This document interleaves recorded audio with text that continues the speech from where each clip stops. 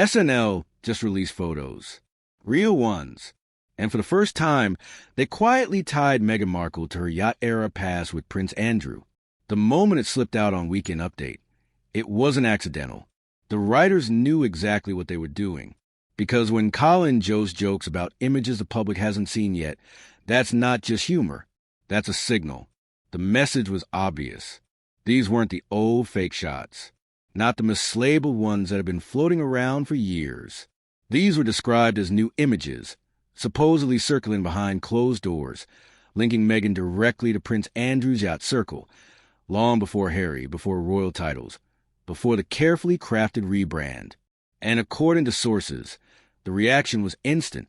Behind the walls of Montecito, Meghan allegedly unraveled, yelling, throwing things, panicking, lawyers and PR teams rushing in, trying to contain the damage from what SNL had just hinted at. Because once late-night television suggests visuals are coming, the story stops being gossip. It becomes a countdown. And let's be clear about something. Meghan Markle didn't appear out of thin air, before the palace, before the titles, before the victim narratives and streaming tears. She was an actress navigating elite spaces most people never see, spaces she realistically shouldn't have had access to. That's not an insult, it's logistics. Struggling cable TV actresses don't typically vacation in billionaire playgrounds. They don't casually pop up on invitation-only yachts. They don't move freely through private members' clubs linked to global power players. Not unless someone opens those doors for them. And those doors don't open by accident. This is where the yacht girl rumors enter the conversation. Not as insults, not as slurs, but as industry shorthand for women placed inside elite leisure spaces, where access is the real currency and proximity is the deal. No one is claiming every yacht is a crime scene. But let's not pretend these are innocent floating brunches for ambitious socialites either. And when Meghan's name keeps circling that world again and again, people stop asking whether she was there. They start asking how early she showed up. This story would have stayed gossip if it stopped at yachts. It crosses a line the moment Prince Andrew enters the picture. Because Andrew isn't just controversial. He's toxic, radioactive. Multiple sources, including longtime royal researchers, have alleged that Meghan Markle knew Prince Andrew well before she ever met Prince Harry. Not after the marriage, not through royal connections. Before, through overlapping elite circles, through private settings, through the very same social ecosystem Andrew has spent decades trying to escape. And that's why this matters. If Meghan knew Andrew before Harry, the fairy tale falls apart. The outsider narrative collapses. This stops being destiny and starts looking like positioning. And that's exactly why this subject stayed buried for so long. Because once Prince Andrew's name gets attached to your origin story, everything gets rechecked. The timing, the introductions, the friendships, the access. That's not defamation. That's fallout. And now that SNL has nudged the door open, this conversation isn't optional anymore. It's happening, whether Meghan's team wants it or not. So let's end the fairy tale right now. These weren't cute boat days.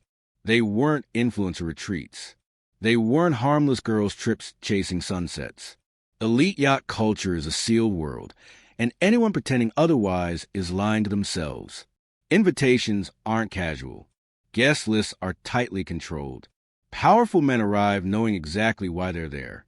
And women arrive fully aware of what's expected, even if it's never spoken out loud. That's how the system works. That's why events like Yacht Week aren't blasted across billboards.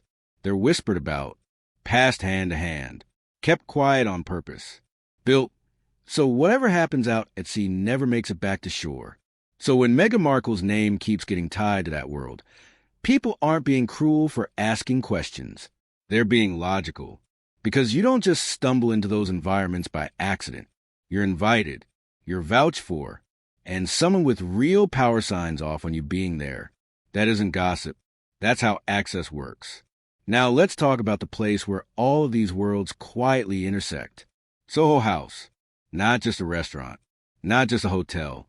Not a cute networking spot. Soho House is a gatekeeping system. No cameras. No press. No accountability. It exists for one reason. to connect ambitious people with powerful ones behind closed doors. And at the center of Meghan Markle's early orbit inside Soho House sits Marcus Anderson. Now, this may or may not be true, but there have long been whispers that Marcus Anderson's name allegedly isn't even Marcus Anderson.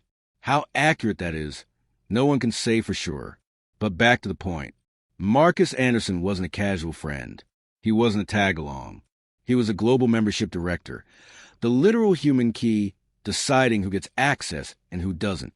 And yes, this is the same Marcus Anderson who introduced Meghan Markle to Prince Harry, the same man who appeared constantly in her inner circle, the same figure front and center at her wedding. And then, suddenly, he vanished from public view. People don't disappear when everything is harmless. They disappear when attention becomes dangerous. Because once questions start forming, how introductions happen, who connected whom and why, the entire illusion of organic networking starts to crack. This is where the conversation stops being hypothetical. Author and researcher Kirby Summers has claimed for years that photos exist. Images showing Meghan Markle on a yacht in Phuket with Prince Andrew, dating back to the early 2000s. And before anyone shouts fake, let's be precise. Summers is not talking about the mislabeled pictures that have already been debunked online. She's referring to entirely different photos. One she says major media outlets already have, but refuse to release. Now stop there, because this is a question no one wants to touch. If those photos don't exist, why does everyone act like they do? Media organizations don't sit on nothing. Editors don't bury irrelevance. Legal teams don't hover around pure fiction. Silence like this only happens when publishing something would hurt multiple powerful players at the same time. That's why this story never really disappears. It just gets postponed. Until now. Because once comedians, commentators, and cultural gatekeepers start hinting at what the media won't show, the pressure shifts. And suddenly, Meghan Markle isn't just battling rumors anymore. She's racing the clock. And here's where things get uncomfortable. If this story were false, completely wrong, or totally made up, the response would be easy. You deny it. You explain it. You shut it down, clean and fast. But that's not what happened. Instead, what followed was silence, reshuffling, distance, legal positioning, not clarity, containment.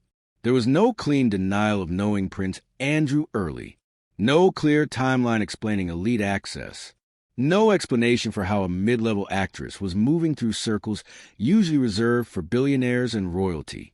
Just nothing. And in media, silence is never neutral.